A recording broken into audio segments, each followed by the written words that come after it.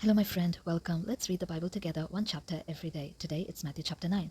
Jesus stepped into a boat, crossed over, and came to his own town. Some men brought to him a paralytic lying on a mat. When Jesus saw their faith, he said to the paralytic, "Take heart, son, your sins are forgiven." At this, some of the teachers of the law said to themselves, "This fellow is blaspheming."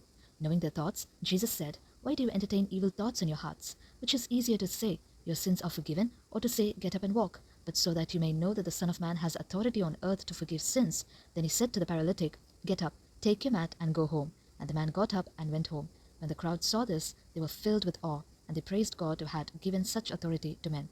As Jesus went on from there, he saw a man named Matthew sitting at the tax collector's booth. "Follow me," he told him. And Matthew got up and followed him. While Jesus was having dinner at Matthew's house, many tax collectors and sinners came and ate with him and his disciples. When the Pharisees saw this, they asked his disciples, "Why does your teacher eat with tax collectors and sinners?" On hearing this, Jesus said, "It is not the healthy who need the doctor, but the sick. But go and learn what this means. I desire mercy, not sacrifice, for I have not come to call the righteous, but sinners." Then John's disciples came and asked him, "How is it that we and the Pharisees fast, but your disciples do not fast?" Jesus answered, "How can the guests of the bridegroom mourn while he is with them? The time will come when the bridegroom will be taken from them. Then they will fast.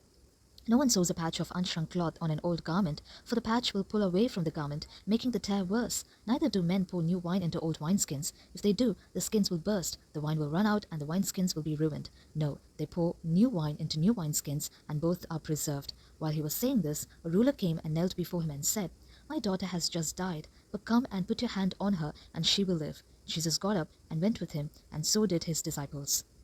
Just then, a woman who had been subject to bleeding for 12 years came up behind him and touched the edge of his cloak. She said to herself, "If I only touch his cloak, I will be healed." Jesus turned and saw her.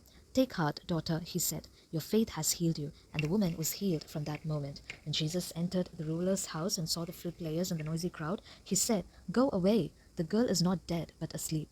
But they laughed at him. After the crowd had been put aside, he went in and took the girl by the hand, and she got up. News of this spread through all that region. As Jesus went on from there, 2 blind men followed him, calling out, "Have mercy on us, Son of David." When he had gone indoors, the blind men came to him, and he asked them, "Do you believe that I am able to do this?" "Yes, Lord," they replied. Then he touched their eyes and said, "According to your faith will it be done to you." And their sight was restored. Jesus warned them sternly, "See that no one knows about this." But they went out and spread the news about him all over that region. While they were going out, a man who was demon-possessed and could not talk was brought to Jesus. And when the demon was driven out, the man who had been mute spoke. The crowd was amazed and said, "Nothing like this has ever been seen in Israel."